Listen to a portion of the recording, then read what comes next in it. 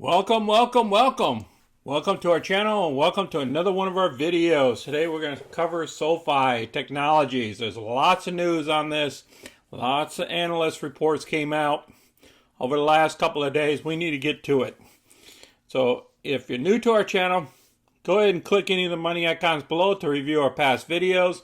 Please smash that like button and subscribe. So let's get busy. Here's our current position in SOFI.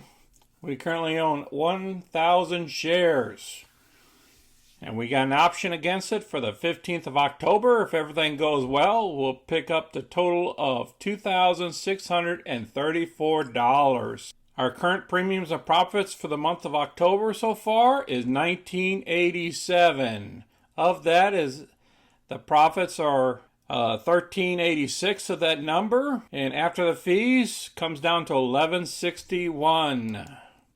That puts us just below 1% so far for the month. Look at what happened on Friday. A lot of red here.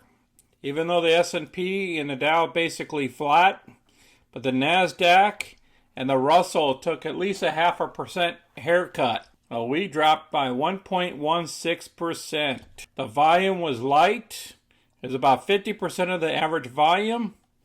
Our market cap is slightly below $13 billion. Analysts have a low side of $16.50 and we're below that amount, and a high side of $30, and the average analyst report is $24.50. Short interest are currently at 4.95%. It increased from 8/31 to 9/15 by 16.3%. First news we're going to cover is this bank director decides to sue over the SOFI acquisition. If the court finds the shares were not lawfully obtained, the plaintiff is seeking to block the acquisition together. So more to follow on this. This is the only negative news I found. Now let's listen to this analyst. He is pounding the table on SOFI stock. This came out a couple days ago, and they talk about the stock a little bit, about the company. That said, following a chat with CEO Anthony Noto, Amplifier's Dominic Gibil not only walked away incredibly positive, but the analyst also believes many investors are only just beginning to understand the broad opportunities of SOFI's business model aims to capture. Our biggest takeaway, SOFI has a clear, deliberate, overarching strategy with a painstaking, thought-out roadmap, all with a clear focus on individual product return hurdles. So what differentiates this fintech player from the competition? For one, its tech segment boosts Rich's APIs when compared to other payment platforms. While in the financial services, SOFI provides robo-advisory. And then they explain that. And then they have money/invest integration, custom ETFs, and financial planning and career advice. Offerings other close peers lack. There's a lot of information in here. The company is also hoping to secure a banking charter for which it has already obtained conditional approval. The company is also hoping to secure a banking charter for which it has already obtained conditional approval, and which will ultimately allow for competitive money interest rates and enable longer-term expansion into other leading verticals such as auto loans and refinancing. All in all, this analyst's confidence is conveyed via an outperform rating and a $23 strike price. Remarkable. So I'm going to place this article down below so you can review it. A lot of great information in here. Another article just came out on the 8th of October. 3 supercharged growth stocks that still look unstoppable. And guess who's one of them?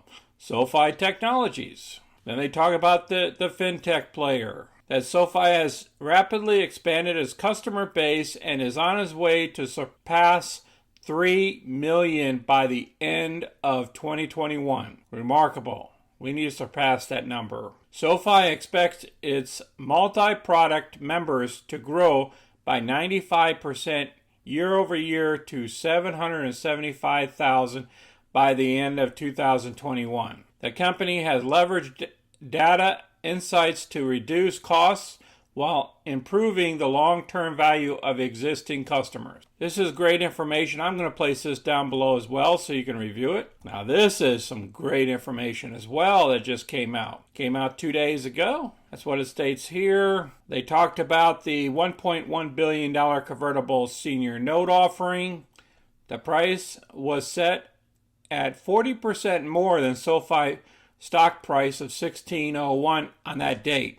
That could imply that SoFi bankers and investors in the notes feel strongly that SoFi shares could move a lot higher. Now these convertibles, the price are $22.41. Now the stock price right now is at $16.21. So that's a lot higher than the current stock price. So why does this matter for SoFi? Institutional investors in convertible notes want to be able to earn interest as long as possible. Therefore, they set the convertible premium at least 30% higher than the stock price.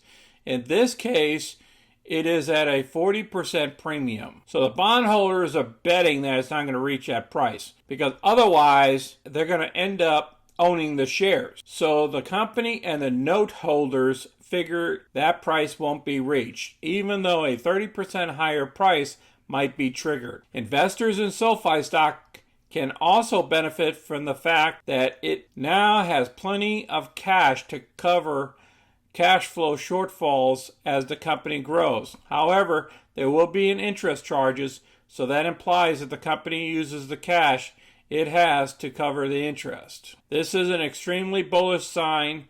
The only real benefit seems to be the conversion feature.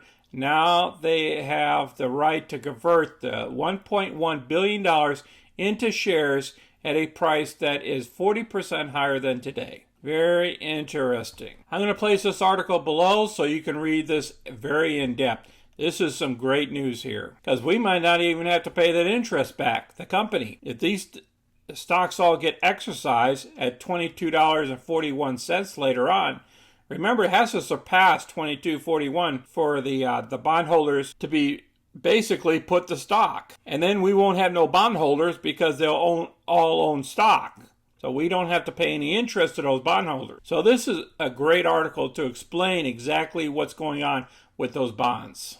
Looking at the chart here, we're down here at the 16 level. All right, and getting past that 22 level can happen at any given time. I'm just giving you guys a heads up. And if it goes over that bond price, it's automatically exercised. So then the company does not have to pay these bondholders. Immediately, they'll all own stocks. So just giving you guys a heads up. So if any given day, if our Reddit people pump this thing up over $22, $23 a share, you know all those bondholders are going to be called. They're all going to be put to stock, basically. And SoFi will not have to pay 0% interest to those people. And they're all institutions, by the way. They're not retail investors. So I think it's a positive sign.